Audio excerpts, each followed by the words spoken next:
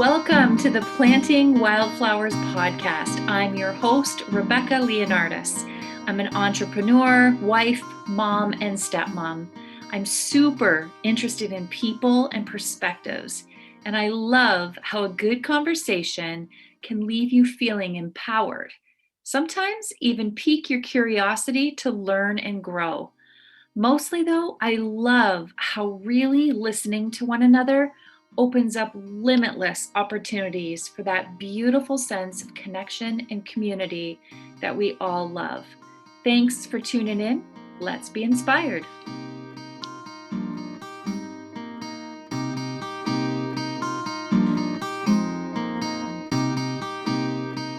Okay, hello everyone. Welcome to the Planting Wildflowers podcast. I'm your host, Rebecca Leonardis.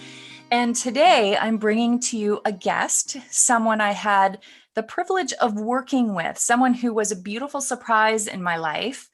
A group of colleagues and I put together a program. It was specific to mental wellness, and it was offered out to a community. And we knew that we needed some experts. We needed to pull on and leverage the expertise of people outside of our immediate circle. Our guest today was one of those beautiful experts who provided not only an enlightening experience for the participants of the wellness retreat, but she brought this warmth, this vibe to the program that wouldn't have been there had she not been a part of it. So it was really, really special. Let me tell you a little bit about her. Her name is Jessica Dabrowski. I hope I've pronounced that right. She can correct me. Oh, I'm getting a head nod. I did it right. Woo! Jessica you guys, again, you know how I feel about saying what people are. These are the labels. These are the labels. She will express herself and give you every indication of what she's all about. But let me tell you some of the things that she has done in life up to this point. Jessica is I love this. I love this. She is a recovering academic PhD scientist. She left grad school about a year ago when she was on track to becoming an earth science professor. And she did that to be a coach and a healer. She wanted to do that full time and really step into her entrepreneurial skills. Her goal is to help people overcome anxiety, depression, unhappiness, and codependency through holistic methods and teachings so that they can find freedom, joy, and love as their new way of life. How beautiful. She's super passionate about helping people love themselves and accept themselves. And as a result, they heal things like the codependency of relationships and any intimacy struggles. She's young, folks. She's done all of this in 26 years. She grew up in New York. She now lives in Massachusetts. She will say this of herself, but I'll share it with you as well. She says that she's a recovering perfectionist, people pleaser, overachiever, type A personality, and she's learning to embrace her feminine side. And that includes things like resting, creativity, and being more instead of doing more. Wow, Jessica Dabrowski, you are such a welcome guest on this podcast. This is Planting Wildflowers, and our audience, and particularly myself, could not be more thrilled to welcome you. So glad you're here. How are you? Oh my God. So I have goosebumps like all over my body. I was like, wow, I've done all those things. I sound so impressive. Who is this person that you were talking about? Because, speaking of the self-worth and the being a people pleaser and recovering perfectionist and all that, right? You hear someone else talk about you in this grand way and give you all these compliments and to comment on all of these things you've done in just 26 years of living. And then there's always still that sense of for ourselves, like, oh, I still haven't done enough. I still haven't achieved enough. What have I even done? I don't right. And so sometimes it takes having conversations with other people to just realize I don't know. Sometimes you can be too humble and not realize how awesome you are, because we don't ever get to say how awesome we are. Because when we do that, people are like, oh my God, why are you saying you're so awesome? So, you Yeah. know what I mean? Yeah, but I mean, you've done, these are amongst a few of the things that you have done.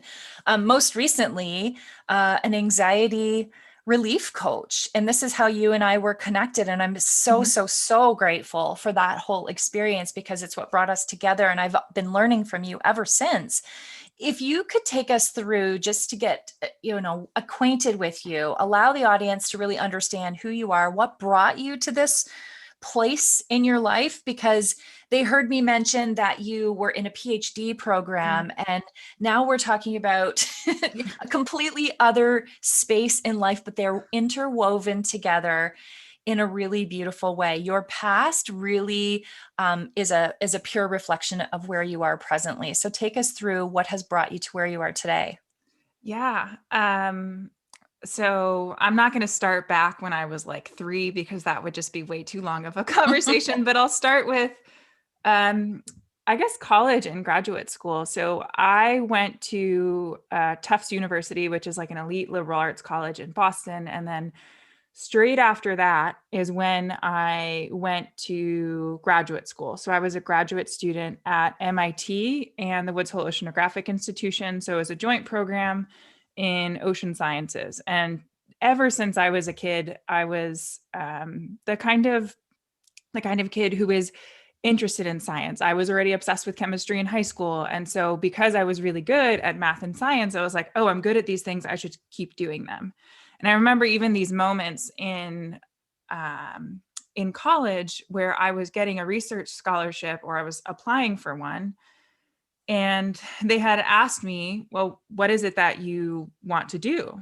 And this research scholarship in particular was giving awards to people who were planning on becoming academics, who were planning on becoming professors. So already at 19, 20 years old, I was groomed into, oh, becoming a professor is the thing that I should do because that's how I get money for research. That's how I get support for research. I get to do these things that I'm super interested in.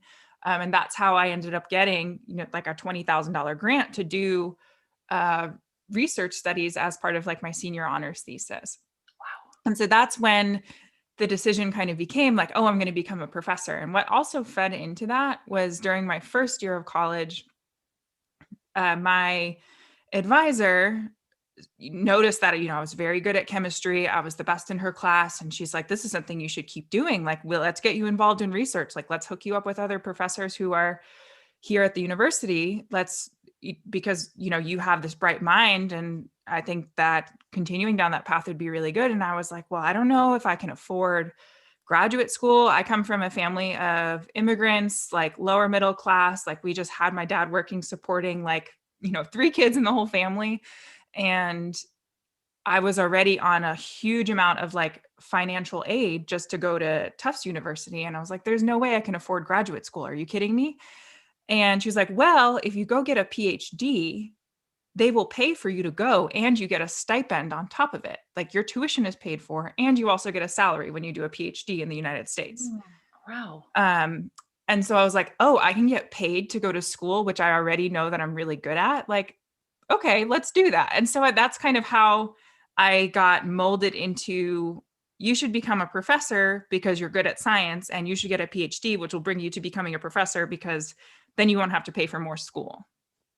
Another thing that kind of fed into that was my dad passed away my senior year of college, and it was almost like a rebellious act. So while I was home, like helping prepare for his funeral, I was submitting like grad school applications. I was like, I'm not letting this stop me. And I kind of just ignored everything within me and just like kept down the path of like, this is what I should be doing. And looking back on that now, I see how it is that's how it is rather than it being like, yes, I've always been passionate about science and it's something that I love so much. And we'll probably be talking about it on here. And I talk about it so much on my podcast, like how I love analyzing how our brains work and how that's a lot of the reasoning behind why we have certain behaviors and stuff. But I was pushing myself down a road where, oh, you're going to become a professor. Like everybody loves to hear that. So Yeah. I was doing it to people please. And so in the middle of graduate school, I realized that I was miserable for a few reasons. One, it was like a year, a couple of years after my dad had passed away, and I'm the oldest sibling, so I had to take over the whole like the estate, and I became very familiar with like lawyers and accounting and all of that because I started managing everything for like the rest of my siblings and like the trust for my younger siblings and all of those things.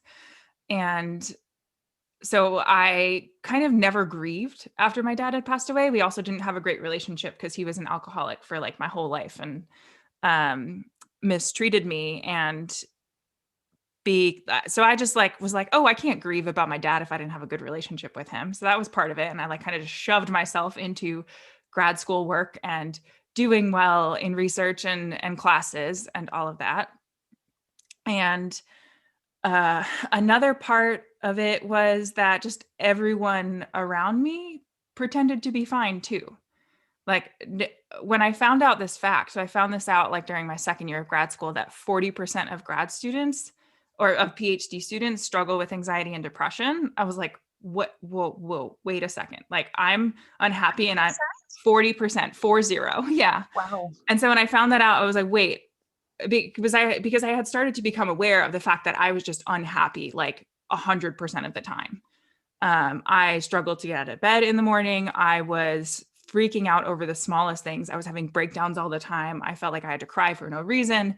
I would look at myself in the mirror and absolutely hate the sight of myself, like physically, and then also just I beat myself up so much, like academically and like performance wise as well. Like I was just very, very self-critical.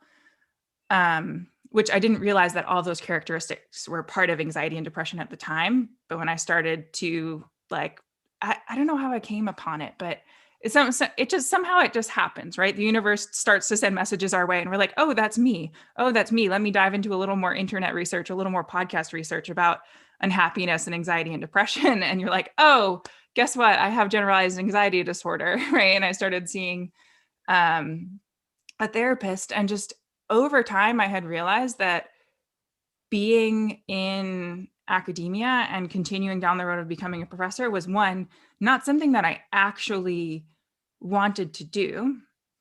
And two, it was only going to perpetuate like the feelings of not being enough, not ever getting enough done, like constantly being on that treadmill of you need to publish more papers and perform more to be approved of. And there was this particular, and I'll end the story here, but there was this particular vision that I had of when I was going to become a professor, I was going to be the kind of professor that had an open office with like a bunch of tea ready to go, kettle like always ready to be brewed, so that students could come into my office whenever they needed to, could brew them a cup of tea or have snacks waiting for them. I have an open ear and like an open heart for them. Like I pictured that as like part of my professorship experience, was being that warmth for people to come to, because I had gone through so much shit like in my childhood, through college, and then through grad school. I just had so many obstacles that came my way, and not a lot of support from my family because they had never been through college, and just they had a whole bunch of other things going on. So the family dysfunction did not allow for like me to have a lot of support as the oldest child. They were like, oh, you're the oldest one, you're good, you're like off on your own, right? And so I realized that that's what I really wanted, was that warmth and that service to people and helping people like find their way. And that was what I wanted to do, not the actual teaching and the research. I hated writing research proposals. I hated writing papers. I hated like the actual act of research, except when I got to fly to a new place and like explore. And I was like, I can travel without being a professor. I can give warmth and service to others without being a professor. Like, why am I doing this? So I can spend another 10 years like doing postdoctoral positions to become a professor. And so I was like, I'm doing this full time.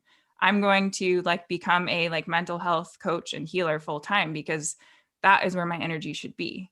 Why am I going to waste it on like not that climate change or earth science research isn't important. I still am super passionate about that, but it's not where my like primary energy belonged, you know? Ugh. Okay, That's exhale. powerful. Take a deep breath. That is beautiful. You have to do the work where you can experience the joy. And it's amazing to me that you had the wherewithal to follow that path, because so many times in life, we, not the exact same story, obviously, but we don't allow ourselves to follow the path to joy. We resist, and we keep ourselves in that negative cycle, Mm, which does nothing for us long term other than deprive us of living a life we were meant to live. We all have a yeah. purpose. Yeah. Fulfilling it is our number one responsibility, really, to ourselves and to the world.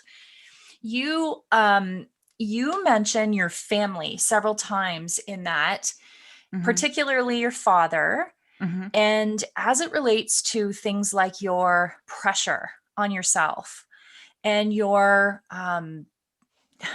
always wanting to overachieve. I mean, I've learned things about you, and I will share with the audience here. I mean, you are not short of accolades. You have been valedictorian.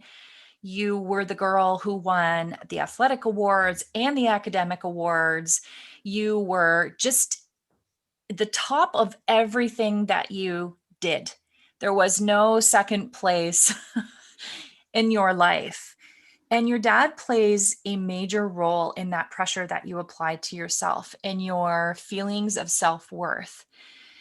And I wonder if you would go down that road with us, share. I know this requires some backtracking, and I know you said you weren't going to go back too far, but I think there are a couple of stories in particular that will paint the picture for us and allow us to really understand where that pressure that you applied to yourself, where does that even come from? And how did that inspire anxiety and depression? And um, give us some perspective on that, because I think many of us find ourselves in similar situations, albeit not identical, but I think there's going to be a lot of relating and resonating with the story that you have. Yeah. So the disconnect, or where that unhappiness and the anxiety was coming from for me, was definitely, like you said, coming from that pressure. And I'll definitely dive into the story about how my dad was a huge player in why I created that pressure for myself, because it wasn't really the pressure from him. It was created from within me as a response to him. But it didn't just come from my dad. It also came from my mom. Even when I had told her, hey, mom, it's my dream. I want to become a speaker, a writer, a healer. Like, I want to help people find happiness for themselves and to break free from anxiety controlling their lives. And she was like, oh, you're going to waste your MIT degree? You're going to waste all this money that was the government gave you to go to all these schools? Um and so, that pressure didn't only come from like things that my dad had said to me. Like, even my mom was never an alcoholic. My mom never, verbally abused me, like I'm going to go into with what my experienced from my dad. But there's even those kinds of little comments, or those kinds of little things can, especially when my self-worth was not as good as it is now. Even just a year ago, it was really hard to hear those things from my own mom. Those things cause you to like question, like, oh, hey, I'm feeling really pulled towards becoming a healer, towards becoming a coach, but oh, maybe I shouldn't waste all of that like money. And so those voices, those criticisms that come from other people become, I like to use this analogy, that little devil on your shoulder. And it just makes like your own ego, or your own part of your brain that's already really, really critical, like even louder. And so now, kind of looping it to a very deep or like memorable story with my dad, of where that I need to please everyone, or I need to do more, or I need to achieve more, I need to become a professor and have all these papers and have a very prestigious job in order to make people proud of me. I'll bring it back to this situation that happened in 8th grade. And so I want to say that this memory is like a prime example of where my people pleasing tendencies came from. Okay. And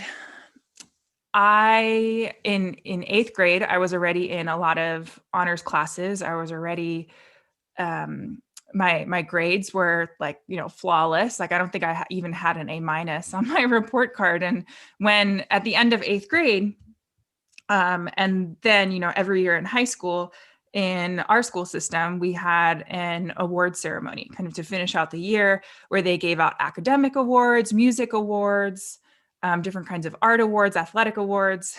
And before the ceremony, they don't tell you how many awards or what kind of awards you have received. It like ends up being a surprise. So you're all sitting in the audience, all just knowing that you have gotten an award.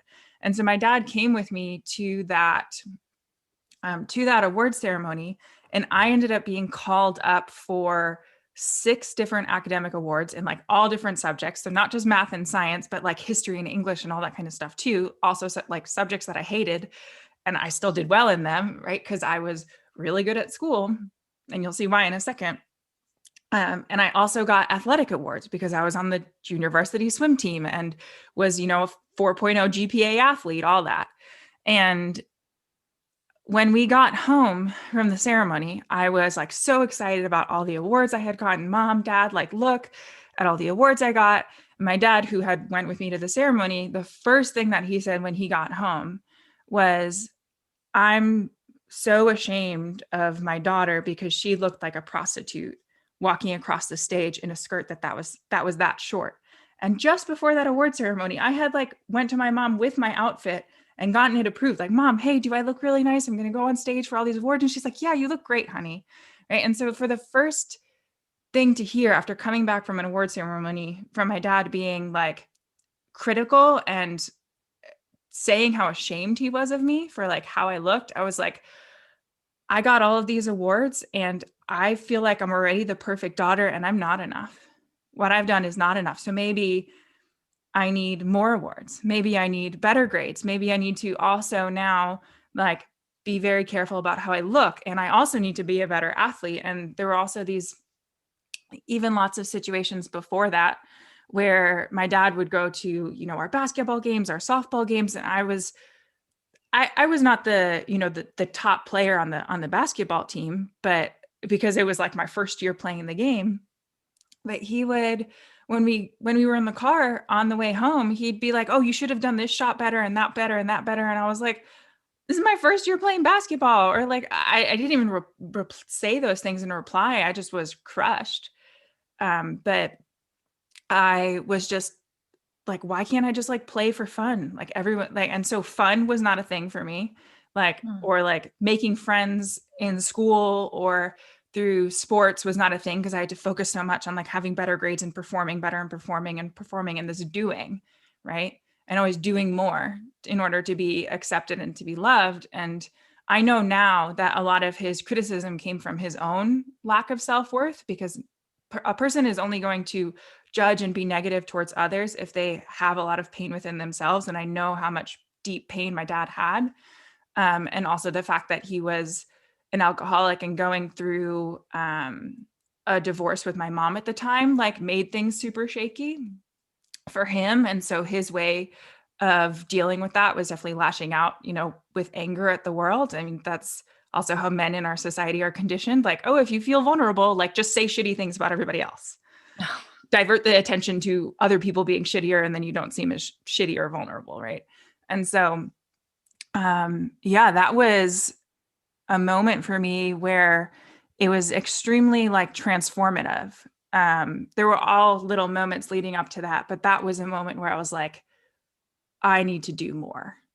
I could do better, even though, you talk about me being like, oh, she was valedictorian and she did this and other people could be proud of me. But because my dad wasn't, because of his own issues and his own alcoholism and a lot of pain within himself, like that for me was like, well, I must be the problem then.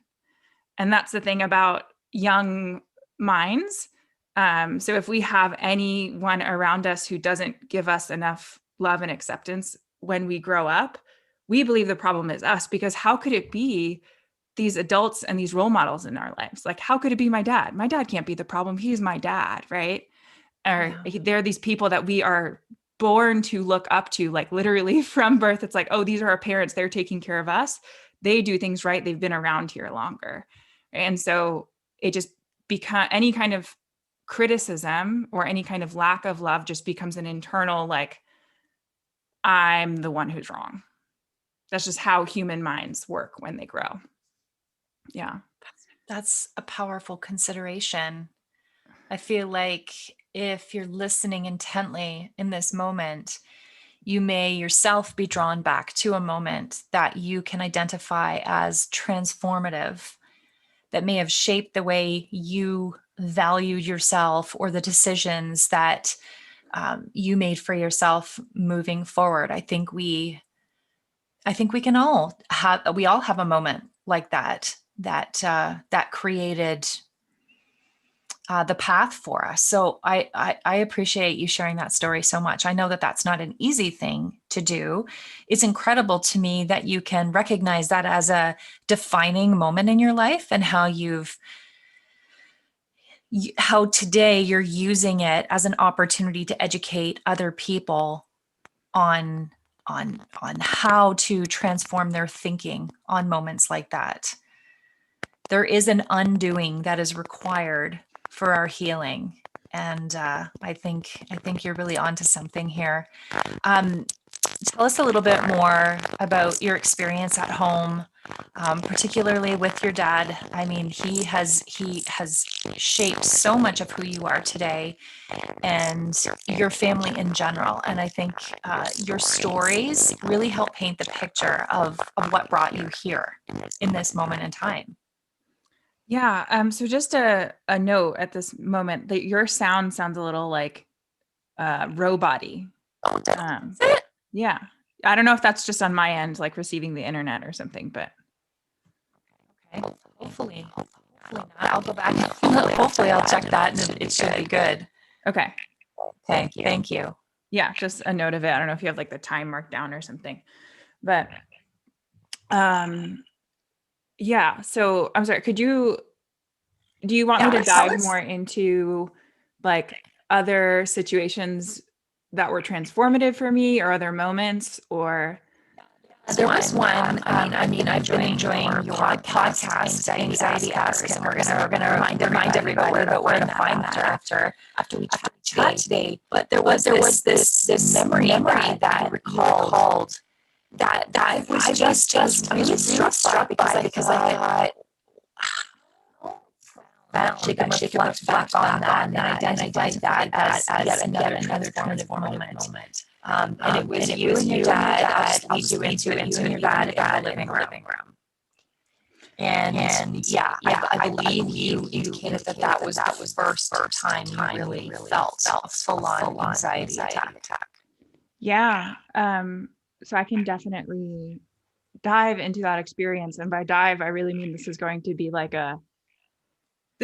a deep, like deeply like visual and emotional experience. So for anyone who is listening to this, I don't know, if you're driving, maybe you'd even want to like pull over, especially if you've experienced anxiety before, or experienced panic attacks before. But there was kind of pointing more toward this. So this is again bringing up reasons why I see myself now being like, or just before I had kind of started my healing journey, why I felt like I wasn't good enough, and why that belief was so deeply ingrained within me.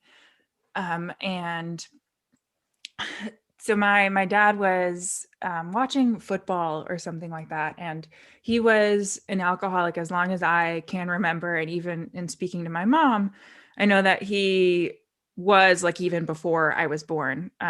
So the kind of person who, I mean, he grew up in like Queens, New York, so he was drinking since he was like 13, 14 years old, kind of thing, because that's what kids did when they grew up in Queens, kind of on the street and stuff, in the 80s. And so I was also in the living room. He was there. He was watching football. He was having some beers like he usually does when he watches the game. And I think he was like being like just really, really loud and um, just to the point where like it just felt very like disruptive and kind of chaotic for me. I realize now that what I was kind of responding to was just being like sensitive to like the environment around me. So this happened around the age of like 11 or 12, so pretty close to when that 8th grade award ceremony happened. So this is a couple years prior to that.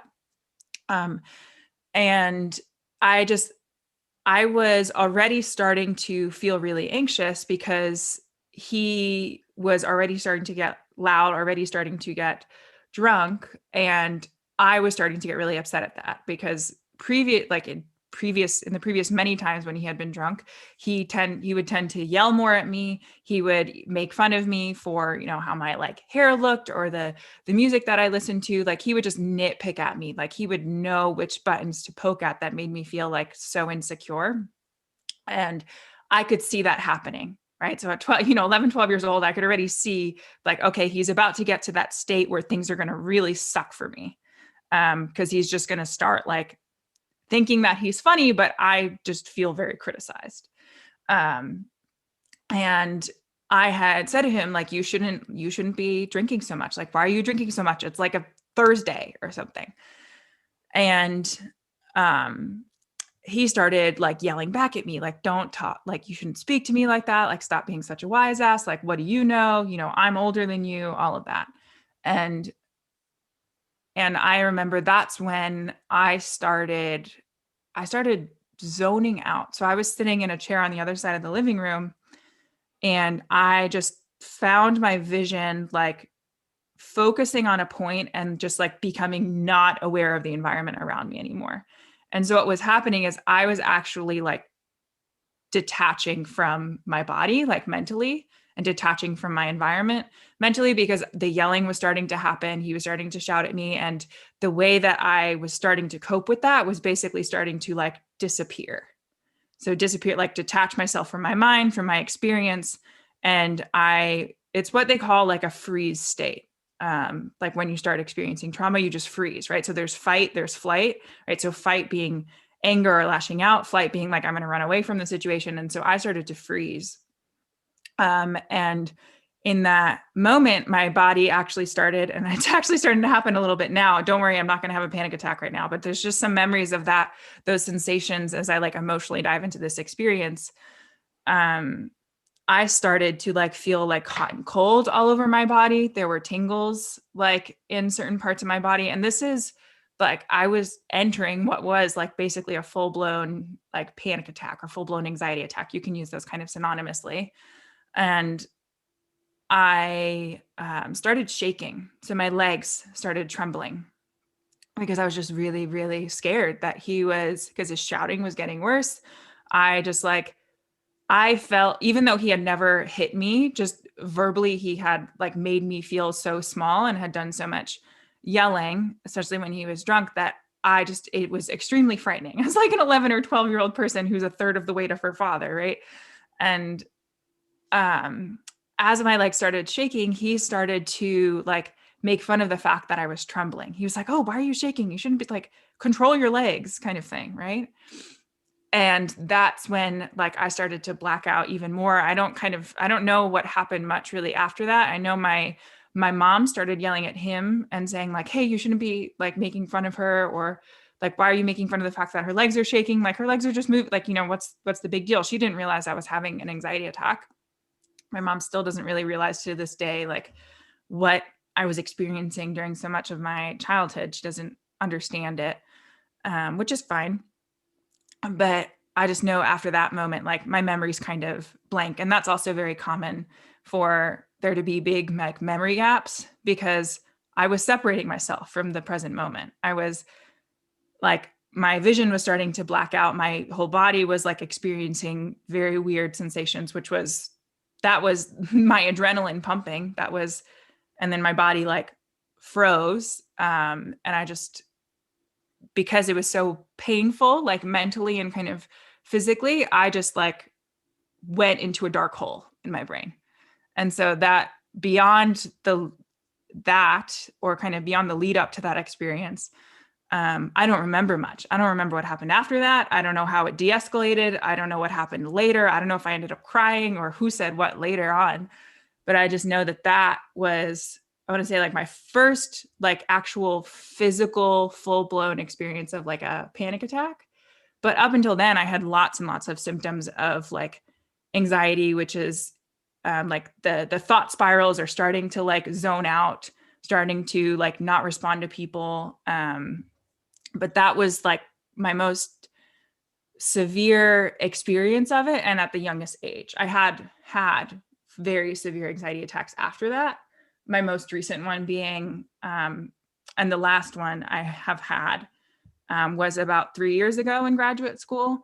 But yeah, it was very, very scary like experience to like feel like you're separated from your body. And because my dad was even more critical in that moment when I was already like kind of crumbling, that it played a lot into, the like not feeling good enough. And when I did experience any sort of symptoms of anxiety, like a little bit, it would often bring me back into that moment because I was like, oh, it like it's gonna get worse, right? Or oh, like when I experience anxiety, I'm more easily attacked by other people, like my dad. And so up until I started actually to heal my own anxiety and to overcome the anxiety I was experiencing, there were many times where it like I would very easily fall into that deep dark spiral because of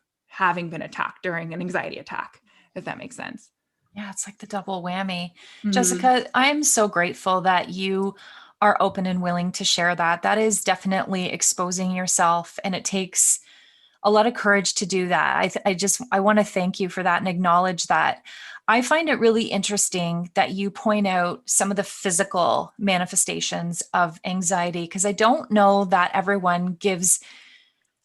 we can all identify Mm-hmm. anxiety, which is what makes the role that you have stepped into in your career so needed and just so important. It's such valuable work. You describe, the leg shaking, and you describe blacking out, and you describe many things. And even as I heard that from you for the first time, I became very aware, like it was like a transport back to moments where I have experienced those physical symptoms. And it causes me to wonder, was that anxiety? Because I think on some level, all of us have experienced anxious feelings. We all have Mm-hmm. different coping mechanisms.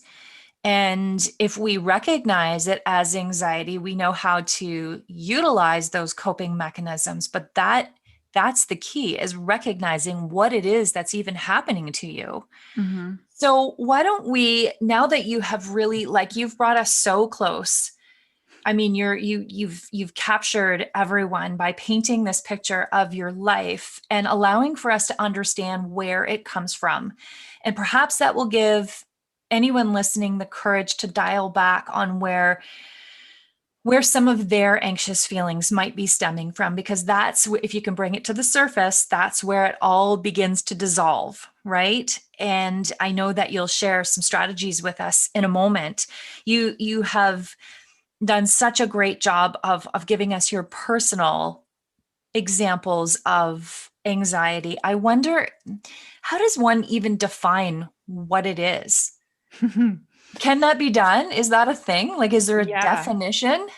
I mean, we'd need 3 podcasts to get into like the Yeah, full okay. thing, but um, you you made a comment saying that everyone experiences anxiety to some level, and that is 100% true because experiencing anxiety as the emotion is something that all humans are wired to experience. So it's something that is actually extremely protective of us. So when we start to feel anxious, it's our brain saying, okay, there's something to be scared of right now. There's something that I don't feel very much in control over. There's something that feels unexpected. And so the anxiety, the emotion turns on, and that will sometimes make us more alert. Sometimes it will get us into that, like that fight or flight response. So, okay, do I need to like respond very powerfully here? So I don't know, if God forbid you're in a car accident or something, it's like, okay, well, I need to like help, get these people out of the car, or like make sure this person's okay. And it's like, you don't even know what's happening, but you are responding so quickly to everything. And that is, anxiety is playing into that, because you're like, I need to make sure everything is okay here in this situation, right? Which is great as a human trying to protect yourself and other humans. Mhm. And then there's also situations where it's like, hey, you actually should be feeling anxious because there is a grizzly bear running after you, right? You're on a hike in Alaska and there's a grizzly bear after you, and you should probably run. And so in that case, those anxious emotions are going to fire on a whole bunch of muscles that normally you wouldn't have access to, right? And so when I was actually experiencing that anxiety attack, I felt like I was being like attacked, and I was afraid of my own dad in that situation because of how much yelling he was doing, and I just had no idea what was going to happen. And so the anxiety turned on, right? And so that's why my legs were shaking, like muscles were turning on that like in order for me to run. But then I ended up going into the like freeze response, which is just disassociating my brain from the situation to carry as little pain from it into my future as possible, right? And so that's my brain trying to protect myself from a really painful memory. So it can be like really useful, because everyone like experiences traumatic or really stressful events like sometime in their life. Like that's just how we respond. Mhm. But then at some point, anxiety gets to be too much. So there's a good amount of anxiety, and it's actually natural for humans to experience it. But when it's at the point where your thoughts are constantly in the future, constantly worrying about what's coming next, or your thoughts are constantly like reviewing, like, oh, I didn't do enough of this and I didn't do enough of that, and that situation was terrible, and like ruminating in the past and basically not being in the present moment, that's when it can be really like interrupting of like normal life, right? Like if you're stuck, if your brain is stuck in the future or in the past, or stuck in these like sensations in your body, and then you're not able to like make memories with your kids or with your loved ones, or you're not able to focus, or you start having memory lapses, like that's when I guess you could call it a disorder. I don't like using the term mental illness or disorder, because all of with anxiety and with like depression, it is it's a natural human functioning of the brain to like experience unhappiness due to a lot of um, trapped like stress and emotions in the body. Like that's why I was depressed. I was so unhappy because of the disconnect between what my purpose was and what everybody else wanted me to do. And then I was so anxious because of like feeling like I was never doing enough to prove my love and worth and acceptance to people around me. And it was basically just like a over, I guess, compensation, or a sign of just things being like imbalanced. But it's not that. That's why I don't like to use illness or disorder, because everyone experiences anxiety, everyone experiences unhappiness, and I rather like to see them as symptoms of, there's something that just needs to be uncovered here. There's something that, like you said, needs to be brought to the surface. Hey, let's bring up why you feel like you need to prove yourself all the time. Why do you feel like you need to be perfect all the time? Why do you feel like you need to be an overachiever? Why are you feeling so unhappy, even though you're in the best graduate program in the country? And it's like, oh, it's these experiences from childhood that, or like these pressures that you're putting on yourself because of that. Right. And so that's why, um, that's how I like to look at anxiety and depression and these mental struggles.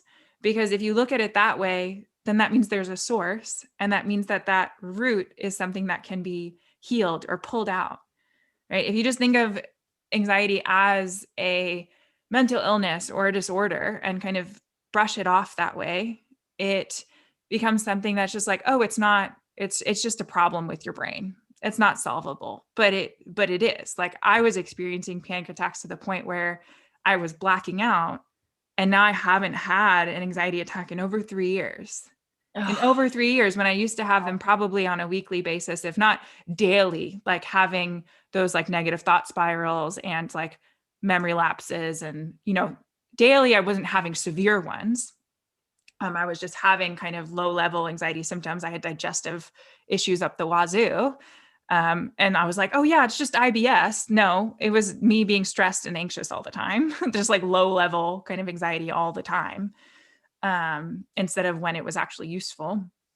And so, yeah, I'll kind of end that there, but anxiety like is an emotion, but when it just starts to become this like background level of being, it it can suck. It takes over your whole life, right? It stops you from like being happy. It stops you from like functioning like a peaceful, grounded human, which is how we're all supposed to operate. And then I also like to see it as so it's kind of like three definitions. Like I also like to see it as a symptom of like roots that need to be pulled out or that we get to pull out. Not that they need to be, but we get to do that. We get to see it as like a sign of, oh, there's something disconnected that I get to connect here, or there's something here that I get to uncover, I get to heal, I get to bring to the surface. It is a beautiful analogy. What I appreciate the most in everything that you've said is that you have just normalized anxiety. Not, I mean this in a very positive way. It's because we all experience it at some level. There's nothing wrong with us No. for having experienced the symptoms of anxiety and or depression. It is just something that is part of the human experience, as you've described.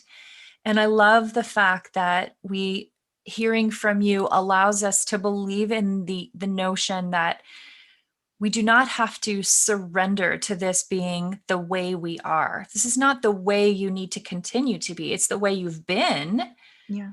with a root cause, as you describe, but it doesn't need to be the way you are going forward. I Yeah. feel like you may have, in fact, I know you have. I'm thinking of people in my own life who will have felt like you've just lifted a tremendous weight off their shoulders, even though they might not know what the next step is. And I'm hoping that that can be the next point we Mm-hmm. move into, is how do we support feelings of anxiety. But I feel like what you've done is just lifted that weight. You've created a lightness for us, and you've actually illuminated a path. So let's take the first step on that path. Let's talk about, in your professional work, what is the first step in helping someone? I don't want to say resolve, because we're not looking for that quick fix. These are lifestyle movements, I believe, that you'll be introducing to us in order to alleviate anxious feelings. Jessica, before we go further, can I ask one thing? I Mm-hmm. need clarification on, is anxiety and depression, they cannot be used synonymously, but they are often used together. Before we go into the steps on supporting anxious feelings, can you just create some clarity for me on what the difference between the two is? Because they're always lumped together. Yeah. So the thing about, I guess, creating a distinction between the two is we like to put things in boxes. Humans Mm-hmm. really, really love like categorizing things. So as much as I would like to like separate them and say like this list of things is depression and this list of things is anxiety, it's really, really hard to do that because there are a lot of overlapping things. Like for example, when you experience anxiety and when you are also when you experience depression, an overlap would be like disassociating from your like environment. Is so anxiety might be more, people like to say like, oh, anxiety is more about like the future and worrying about things that are going to happen, and depression is more being stuck in the past, but they kind of end up happening at the same time.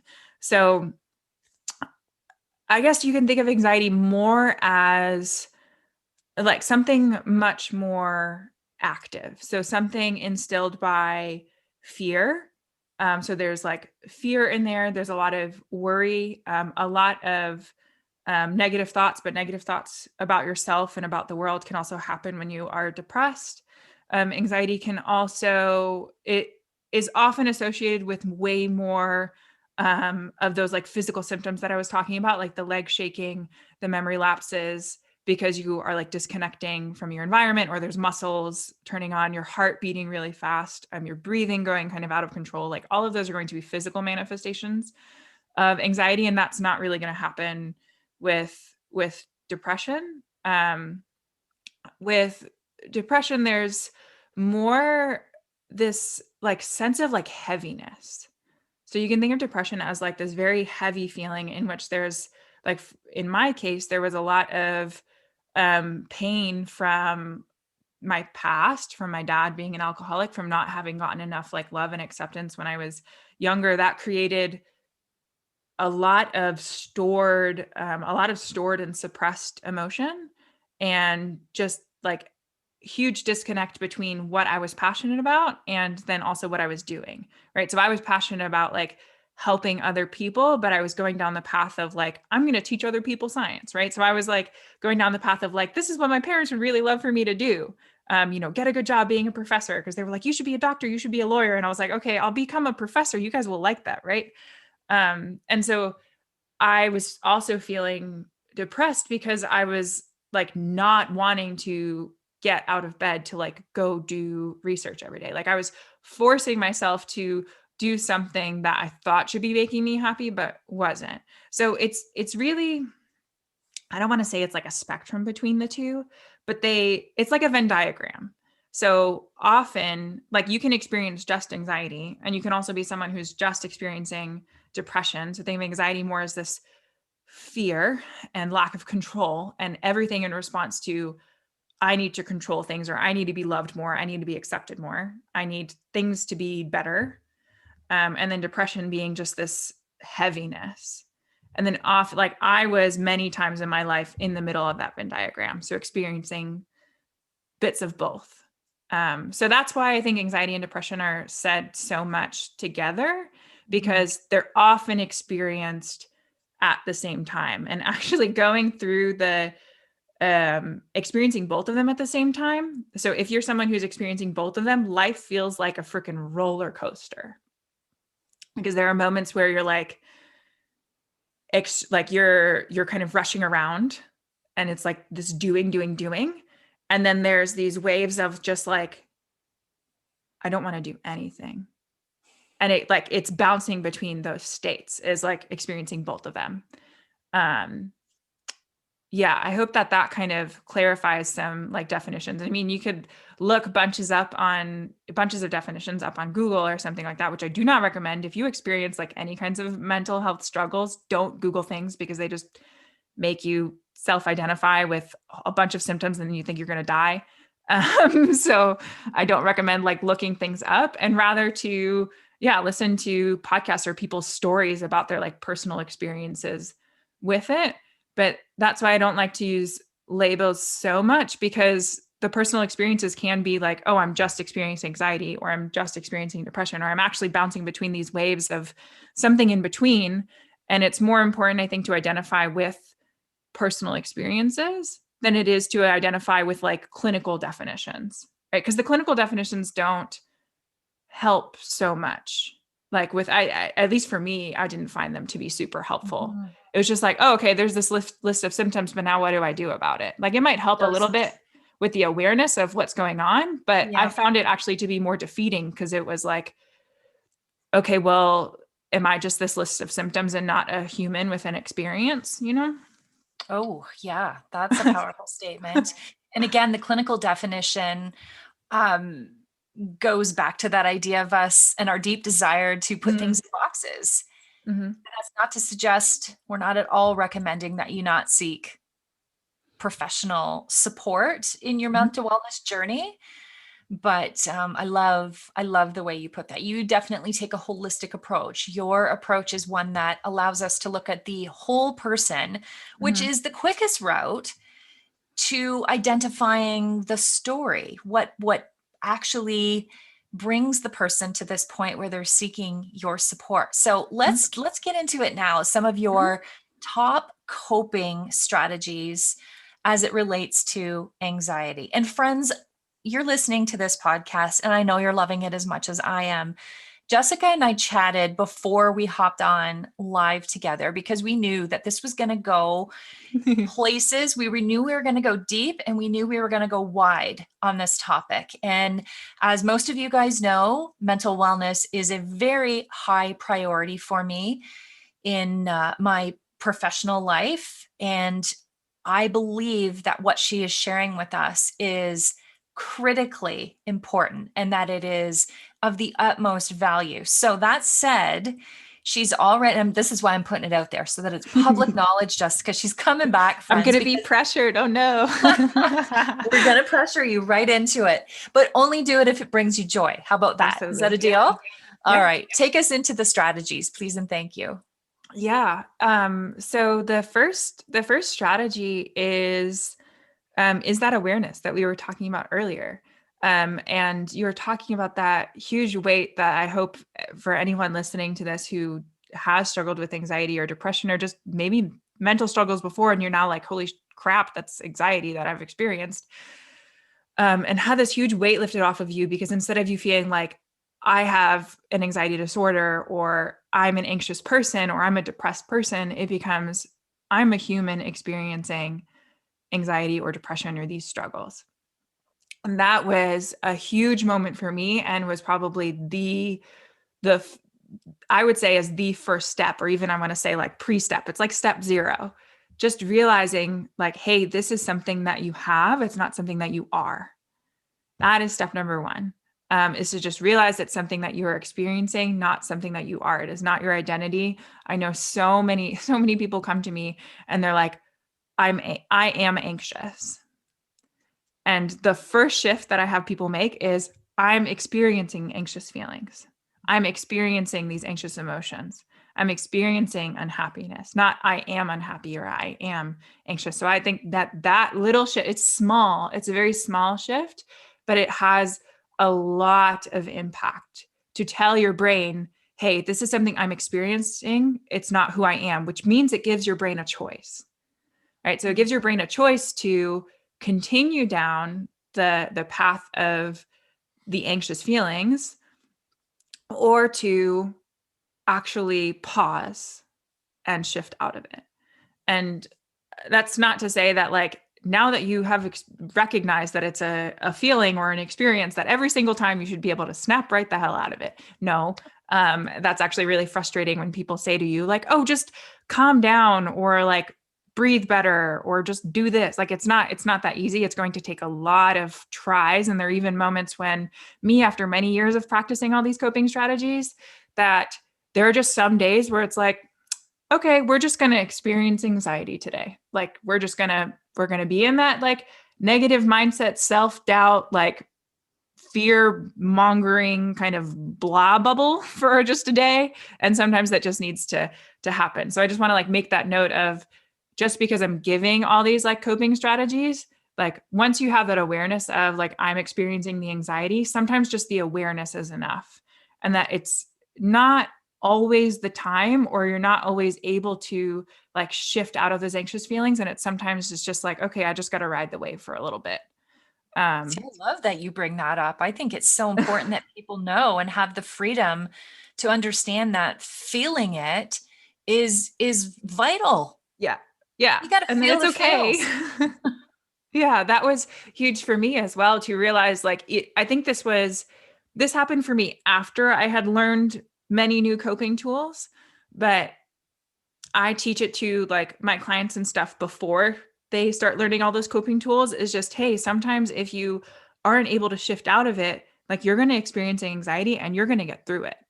Like you're going to be okay. Like you may feel anxious for a whole several hours or a couple days, but like in a few days, you're going to be fine. Like you're still going to be okay. You're still going to be safe. You're still going to be enough of a human, like existing on this earth. Just the fact that you're alive is enough right now. And the fact that you are surviving this is enough right now. Sometimes it's just enough to like survive it and experience it. And it doesn't always have to be like, I need to get out of this feeling right now, right? Because then you're telling your body, like, I'm not accepting how you're feeling right now, which is lack of acceptance, and like judging yourself for experiencing that anxiety is something I want not to happen, right? Because then you'll just send yourself deeper into a hole when you are frustrated with yourself for not being able to pull yourself out of it. Yeah, it's like So, contributing to the cycle. yes. Yeah. So different kinds of coping strategies that I recommend. So it totally depends on it. This is going to be different for every individual. And like for each of my clients, like they kind of like different kinds of things. And I also even find personally that on certain days or in certain moments that different strategies work for me, which is why I think it's important to have a very wide breadth of tools.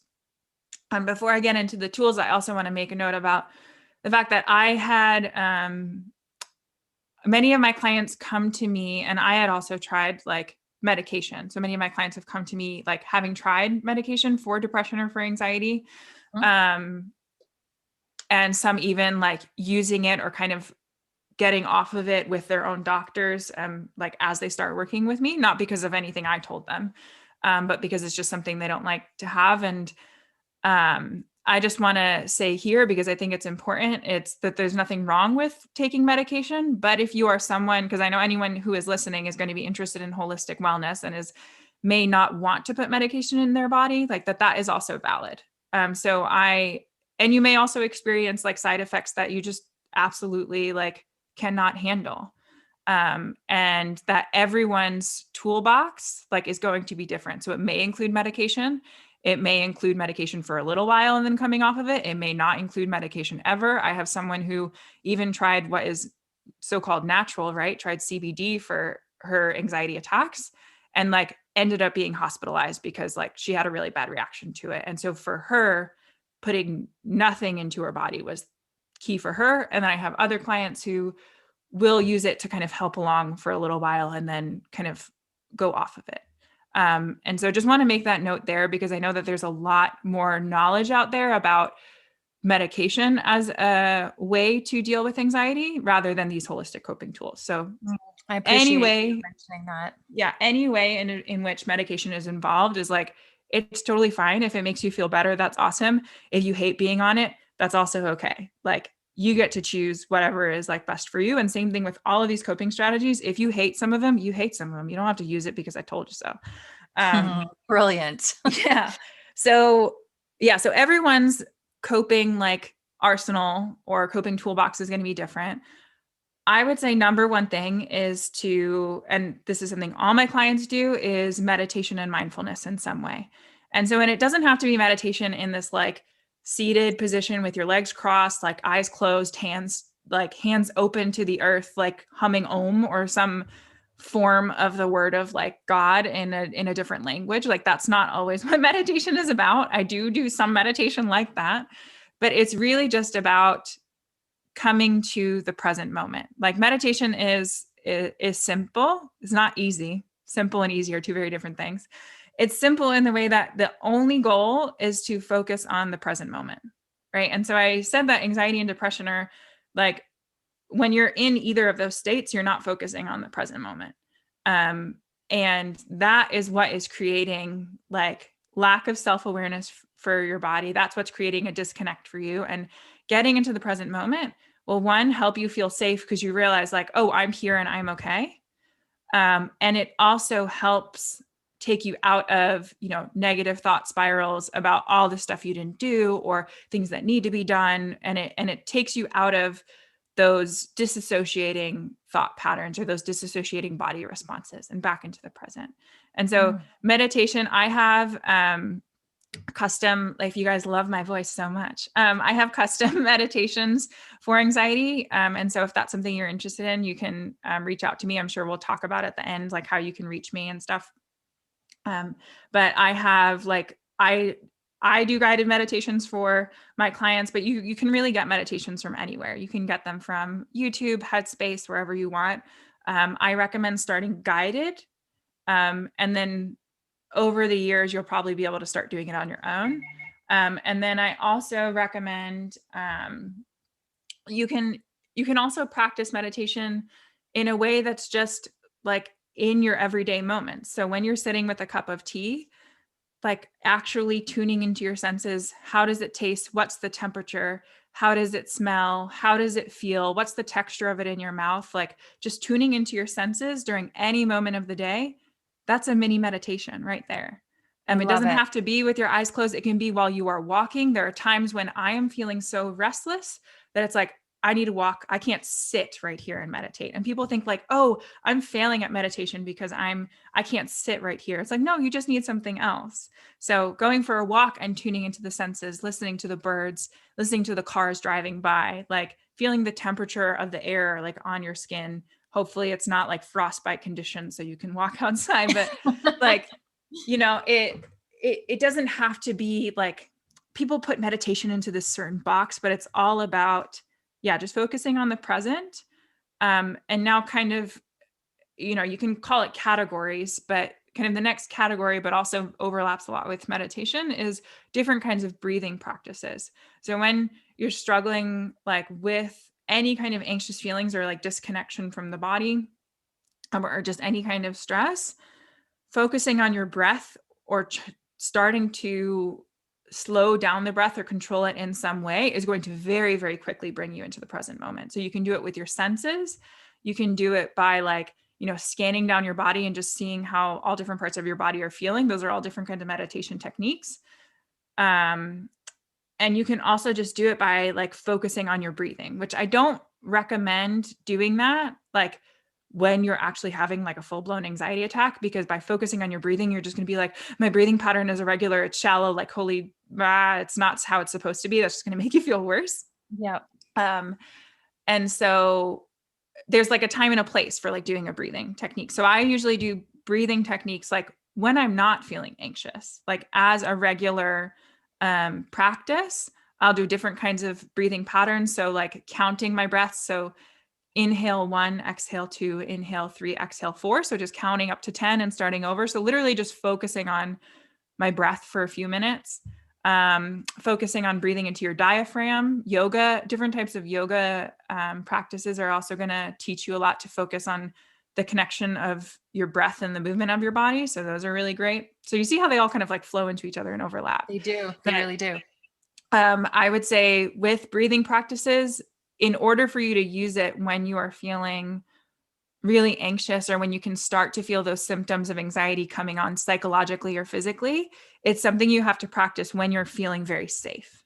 Same thing with meditation. It's important to practice when you're feeling safe. And that's why, like, these are all coping practices. They're not just something to turn on only when you're feeling anxious or only when you're feeling stressed, because then you're not going to be prepared. You're not going to know how to use them. And you're just going to feel more anxious anyway, because it's not something that's already like ingrained in you, right? If you're already starting to panic, if you're already starting to go down that road of I'm feeling out of control, if it's not something you already know how to do, or you're not already like well versed in, or at least have done several times, it's not going to be something you'll be able to turn on when you're feeling really anxious, which is also okay.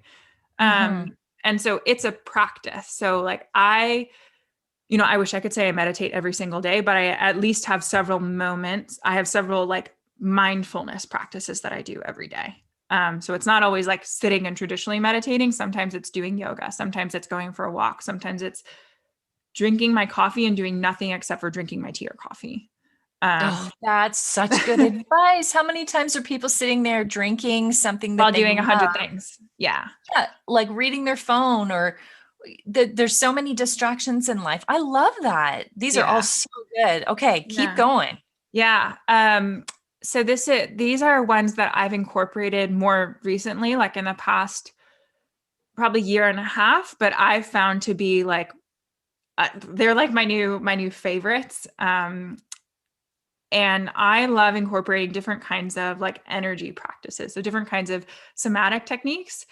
Especially when I can't sit down and do a breathing exercise, or I can't sit down and meditate, or even if like going for a walk seems like something I'm very resistant to, that's when I will get up and jump or shake. So actually start shifting the energy state of my own body to force my mind to shift into a different energy state, and force my emotions to shift into a different energy state. And sometimes there's just that like restlessness that needs to get out. So I will jump around. I really like jumping around to like very intense like music. Like you put on like some intense like techno or like trap music, like believe me, you will, like your body is going to shift into a totally different energy state. And sometimes there's just those anxious feelings building up and you have to release the adrenaline in some way. Running, I have found to also be very helpful if that's something that people are able to do. Sometimes running can just like get out that restlessness that you're feeling. Another one that I love that people are going to be like, oh my God, you're totally crazy, or like, you're absolutely going to love it, is dancing as a coping technique. So when I'm feeling very emotional, or even if I'm just feeling kind of down and negative and starting to doubt everything that I'm doing or saying, putting on a piece of music and singing out loud to it. So then again, that's using your body to like get rid of energy basically, or to shift your energy. So singing loudly to your favorite song. I was just singing to like Body Language by Jesse McCartney in the bathroom before this call, because I was like starting to like anticipate it, right? Or like when I'm in so this doesn't just apply to anxiety, but also just like any overwhelming emotional state, is I will listen to music that taps into that emotion that I am feeling. So sometimes you want to listen to the opposite of what you're feeling to shift out. Sometimes you actually want to listen in to what you are feeling to release, like what is coming up because you're stuffing it down. So I will sometimes realize when I'm feeling anxious that actually, oh, hey, I'm like stuffing down my like insecurities and being sad about this and being sad about that. And so when I listen to a very like sad or emotional song and close my eyes and actually move my body to it, and no, you don't have to know how to dance in any certain kind of way. Although I did do ballroom dancing for many years. I think that's why I was attracted to ballroom dancing, was because it was unknowingly for me, like a way to cope with stress, and to like connect back to my body when I was just feeling so stressed and disconnected all the time. But just letting your emotions flow with your body, and cry dancing is definitely a thing. It's something I do a lot. So sometimes when you're like feeling like you need to cry, but you're like, I have no idea why everything feels so terrible right now, that's when it's, probably a good time to put on some music and like let yourself cry it out. So Yeah, that'll like, that's true for a lot of people yeah, right now in yeah, this current climate that we're in. And yeah.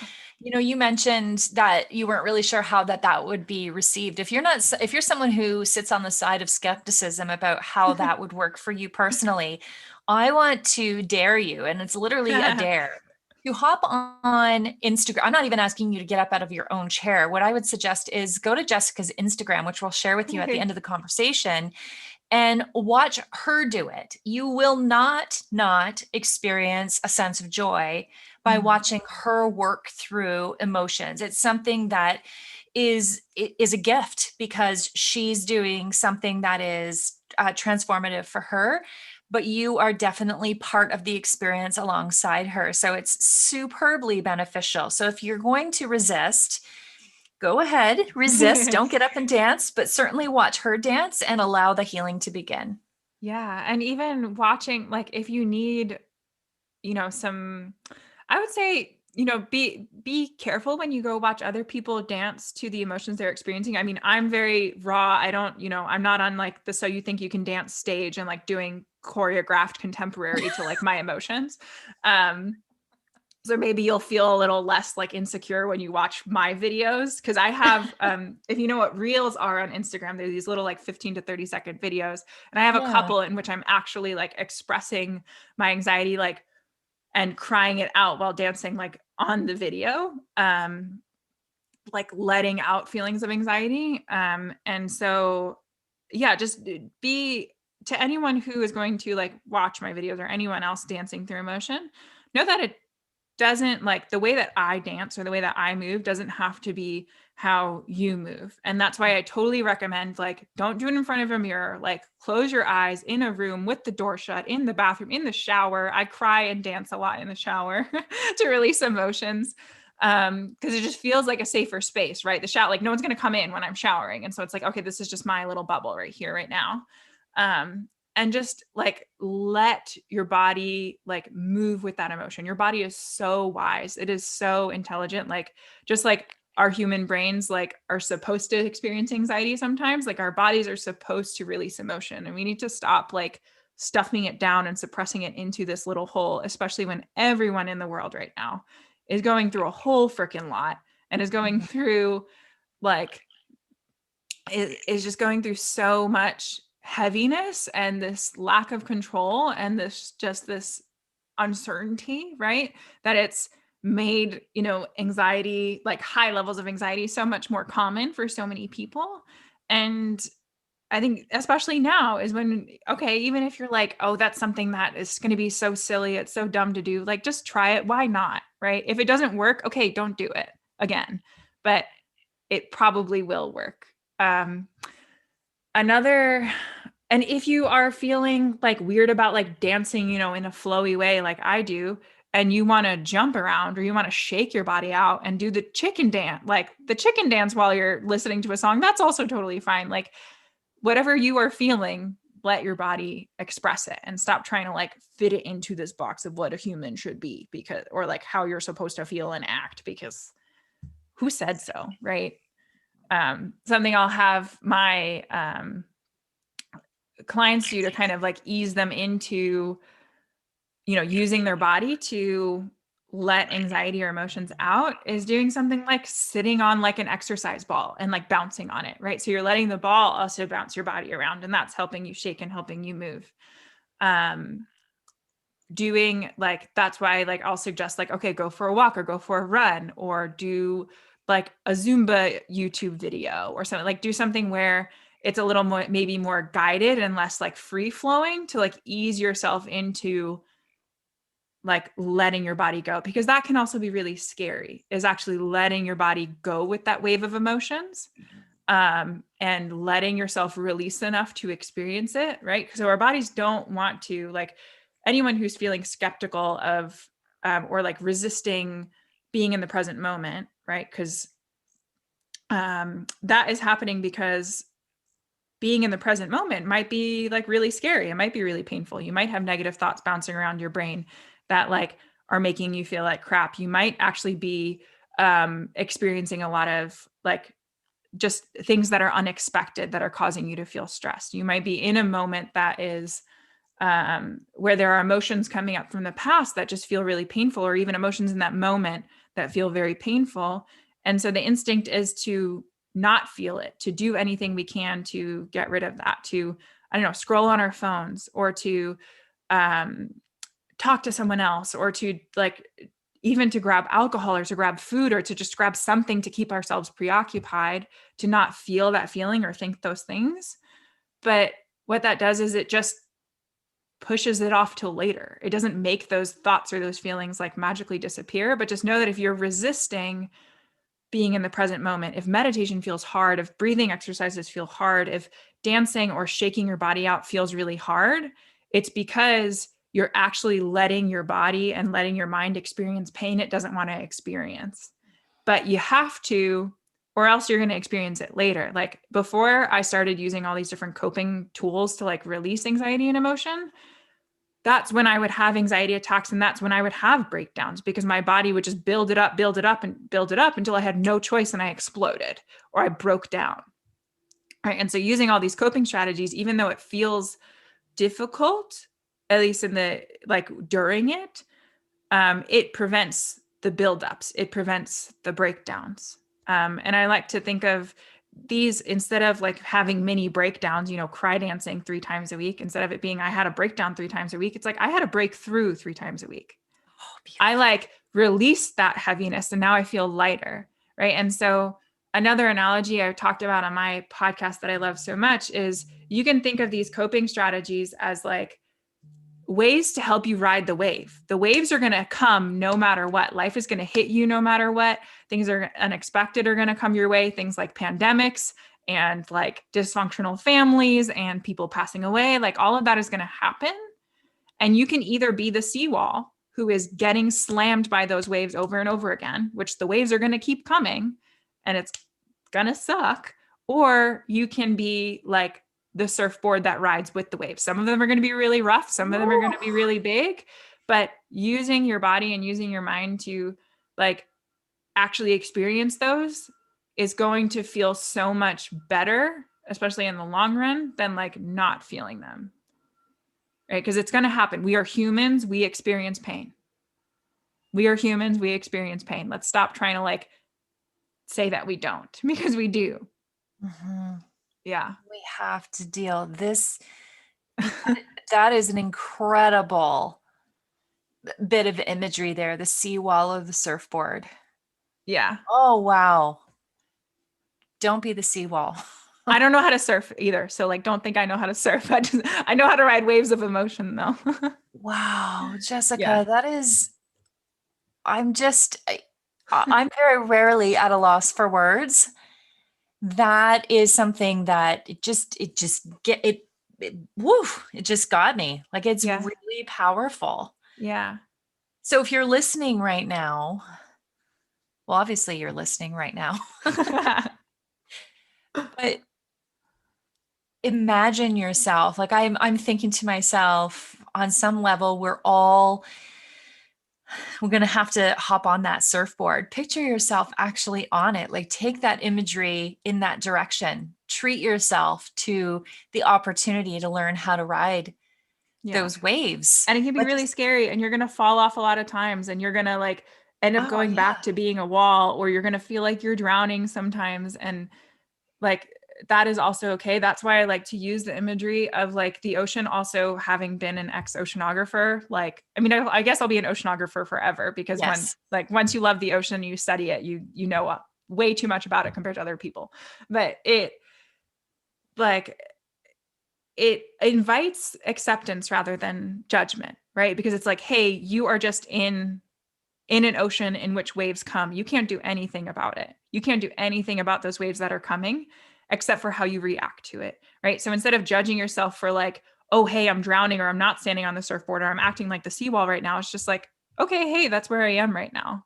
And however I'm experiencing this anxiety or these emotions or this pain or these thoughts or these, this stress that's happening to me, like it's okay. I'm going to figure out a different way to react next time or just wherever I'm at today is totally fine. Like I talk a lot about, and this is, not necessarily a coping strategy, but as an overall like shift that I brought myself and I bring my clients into is acceptance rather than judgment whenever you just as a way of life. But that can, I don't know, a lot of people, they're like, oh yeah, I accept how I'm feeling. I'm not judging myself. And it's like, So that's why like rather than just using those words, I think the visualization can be really powerful because it invokes more of a feeling, right? So acceptance is a feeling, it's not just a word, right? And so Mhm. thinking of yourself either getting hit by the waves or flowing with them or trying to keep yourself afloat in them invokes much more of a feeling than, oh, accept yourself instead of judging yourself where you're at right now. It's very Right? I'm also a very inspiring. visual person. So, Yeah, I'm with you on that. That's why I really appreciate these analogies that you offer because as you describe them in words, I'm creating it in my mind. I can actually see it transpiring. And I know many other people are like that as well. It's so super helpful. mhm. Uh, these strategies are awesome, simple, accessible, affordable. Yeah, they're All the totally things. free to do. Um, and I have more. Journaling is another one that I didn't mention, but is huge, a huge part of my daily practice and my clients' practices. But it's kind of like a derivative of being mindful or like tuning into the present moment or like using energy, right? So writing in itself is a way that like expends energy like through your hand and in like through your body. It also helps you express what you're thinking, tune into how you are feeling. Sometimes if it's really hard to like meditate and tune into how your body is feeling or how you are breathing, you can write about how your body is feeling or how you are thinking or what's going on. And that's a whole nother like family of techniques um, that I think is also very, very helpful. And it doesn't have to be any certain kind of way.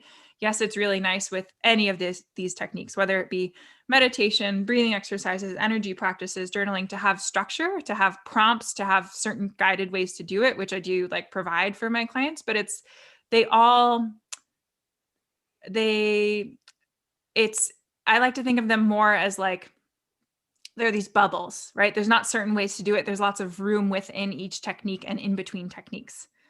As well. Like there's not I have clients, at least initially, come to me getting hung up on, oh, I feel like I'm not journaling right or meditating right or breathing right or dancing right or shaking things out right. It's like, hey, there's no wrong way to do it. These are very like fluid kinds of practices with lots of different variations and all of that. Although in the beginning it can feel better to have like structure. So just know that with any of these techniques, I just want for anyone listening to know that there's so much room for each and every one of us to like do it our own way. And for even if things don't feel like they're working out at first, there's ways for it to shift. So instead of the reaction being, hey, I'm doing it wrong, it's more like, okay, I feel like I'm being the seawall with this journaling or this meditation practice right now. How can I ride the surfboard a little bit better? How can I respond to my own needs a little bit better? How can I respond? Can I fit this into my life a little bit better rather than me trying to fit myself into this coping practice? Is like, how can I make it the surfboard of my life instead of the seawall? Right. So it's not, you can't do any of these things wrong. But if anyone who's listening to this needs more guidance on it, in the next, I guess, 2 weeks, I'm going to have a course particularly focused on this breadth of coping strategies that I'm talking about. It's going to be called like the coping course or something like that. I'll figure out what the name of it will be. But that's something if people are looking for some guidance with all of these, like, because yes, they are simple and yes, you can totally do them like on your own. But it's helpful to like have someone guide you through it or give you different varieties of it. So you're not like beating yourself up for doing it wrong, or so you have more choices. And so you don't feel like you're like, I don't know, bumbling around without any direction, you know? Yeah, it's incredible. Yeah. We don't know what we don't know, right? So it's important to have Yeah. that support. Yeah. Okay, that's exciting to know, and we'll make sure for everyone, because I know people are going to want to know how to be in touch with you. We'll make sure that we capture that in the show notes, of course. But can you let us know some of the best places to stay connected with you? Because we have a relationship with you now, Jessica, and you're going to have people who want to stick to you because you're very real. You're wise beyond your years. I'm sure you've heard that before. And you Since have, I was 2, actually. yeah.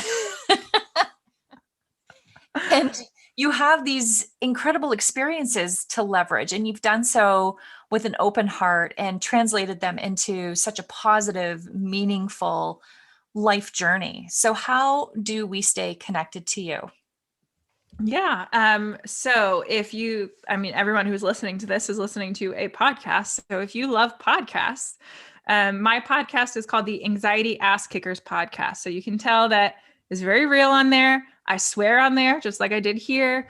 It's this mix of really great, like upbeat kind of trainings and also some of these deep stories like like I was sharing in here. And so Anxiety Ass Kickers podcast, you can find on Spotify, Apple, Google Podcasts, like a whole bunch of other different platforms.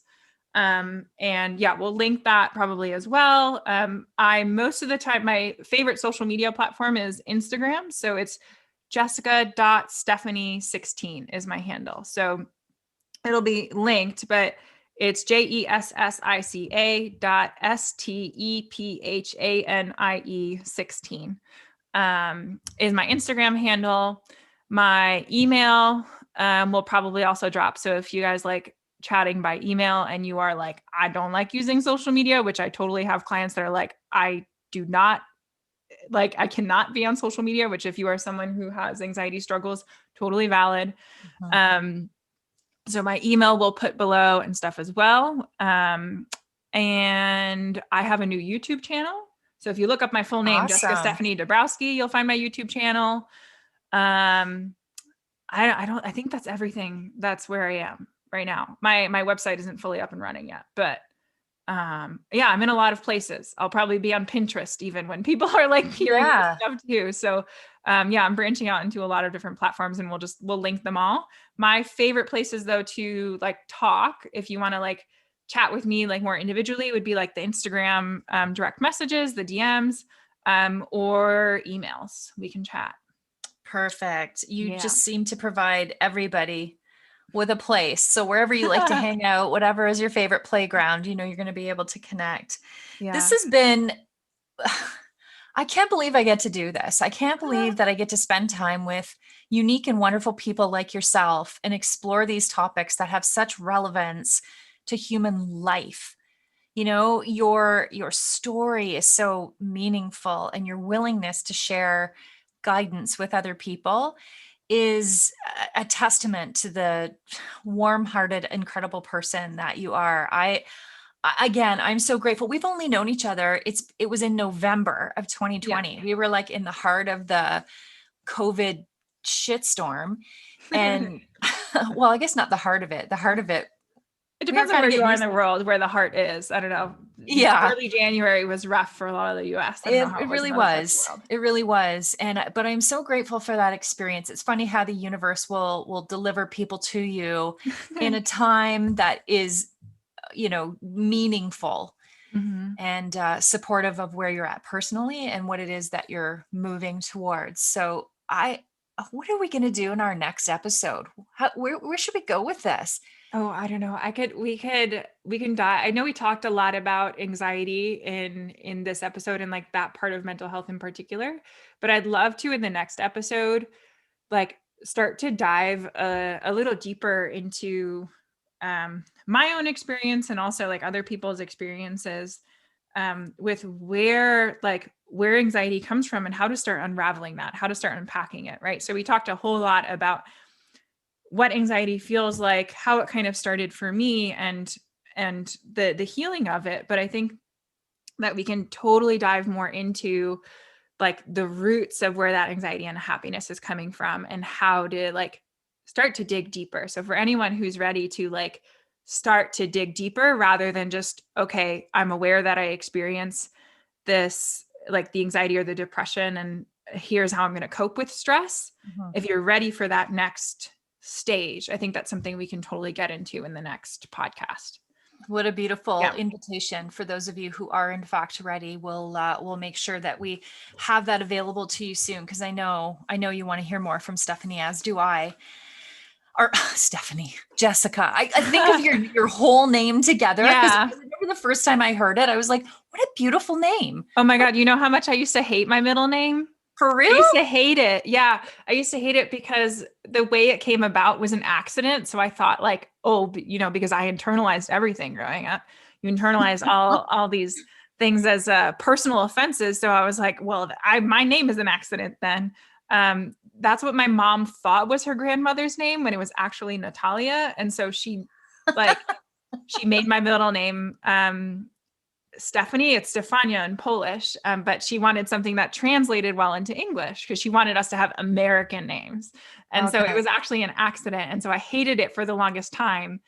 But I figured it was so much easier to have as like an Instagram name or as a personal brand name, because that rather than Dabrowski, because people see like a last name like mine and they like trip over it sometimes. And so yeah, funny story behind my middle name, but I used to hate it. And if you hate your name, know that like, I don't know, I've been there too. You eventually come to accept every part of who you are as you grow. But Oh yeah, the yeah. things we resist and then learn to embrace as time goes on. I think that's sweet.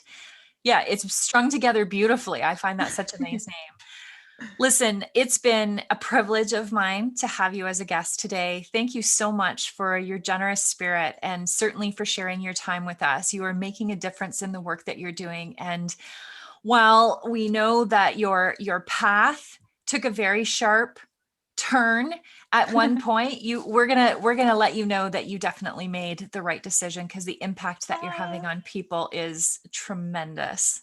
Thank you from the Oh, bottom of my heart for being on the podcast, Jessica. oh, thank you so, so much for having me. And it's like, honestly, words like that mean so much more than like, I don't know, any dollar that my client were to ever like pay me or something. It's that feeling that I get to evoke in you, in other people, in anyone listening to this, and anyone that this ever touches ever, like in the future. That is my mission, is to bring this like feeling of warmth and hope and joy into the world. And I'm so glad that we could come together, and even though we haven't known each other very long, I feel like we've deeply connected here, and I feel like I've deeply connected to all of your listeners. And yeah, so much love to pass around. Oh, just love it. Can't wait to chat again. Thank you, my friend.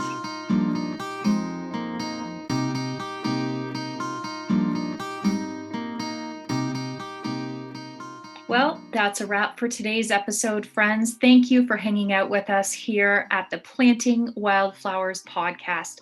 We'll look forward to seeing you again real soon. And in the meantime, if you would be so kind as to rate, subscribe, and share this podcast with others, I'd be most grateful. We'll catch you again soon. Until then, take good care.